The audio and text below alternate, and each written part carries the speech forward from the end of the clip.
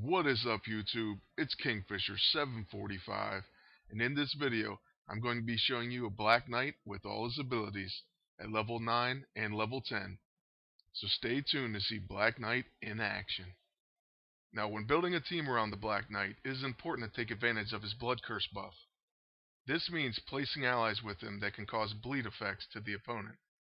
Some of the best characters for this are Nightcrawler and Tigra, and this is because they have a single ability that can cause bleed on all opponents at one time.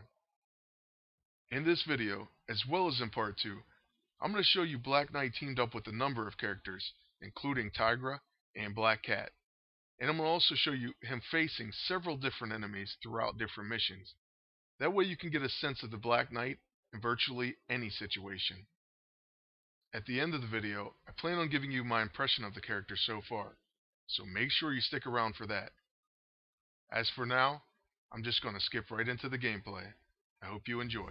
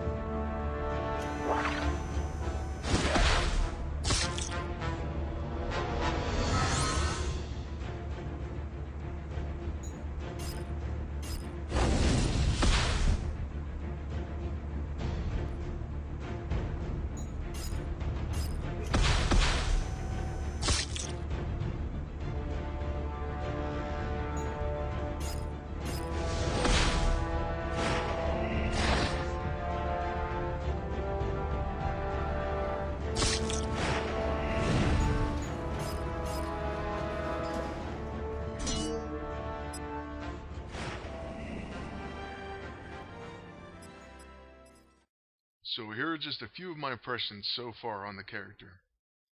I think the Black Knight is pretty good in PvE. He's a strong ally, especially when teamed with certain characters like Tigra or Nightcrawler. Let me briefly go over his abilities one by one, and I'll give you just a few thoughts on each one. First, Ebony Blade. I think it's pretty strong for a first ability. It ignores defense, causes bleeding, and places a buff called Blood Curse on him. Now if you watched the gameplay, you saw that Blood Curse procced quite often, especially when countering an enemy that had bleeding on it. However, the first part of it says it has a chance to perform a follow-up attack when an ally attacks a bleeding target. Now this very rarely happens, and I think they need to up the proc count on it. Now his second ability is called Atonement. It places a buff called Chivalrous Duty on him, which protects allies from single target or area attacks. The cool thing about this is it lasts indefinitely. It's not like Shield Guard or anything where you have to keep casting it. There's two negative parts about it though, and that's one, that it removes Blood Curse. I wish it didn't do this. It would be so much better if it didn't remove it. The second part is it says it has a chance to parry and counter melee attacks. However, this happens very rarely, and I wish it happened more frequently. Black Knight's third ability, Shield of Night, is basically something that you're going to find yourself casting when you have Chivalrous Duty on, because you're allowed to use this move and also his last move, Valinor, without removing the Protect effect. It causes hemorrhaging and also weak point, so it's pretty decent, and it can certainly finish someone that has some bleed stacks on them. His last move, Valinor. It's stealthy, it causes intimidated and cornered. It's a pretty good attack, however, I think for a level 9 it could be better. I wish they'd buff it slightly. Other than those few complaints, I think Black Knight is a pretty good character overall in PvE. Now in PvP, you're going to have to just look out for my next episode of Adamantium Process. It'll be episode number 3, and it'll feature Black Knight on a PvP team in the current tournament. Now I actually recorded so much footage of the Black Knight in action that I've decided to make a part 2 to this video. I will upload that either later tonight or by tomorrow sometime, so please look out for that. I'd like to thank you all for watching and ask you to like, comment, and subscribe if you want to see more videos.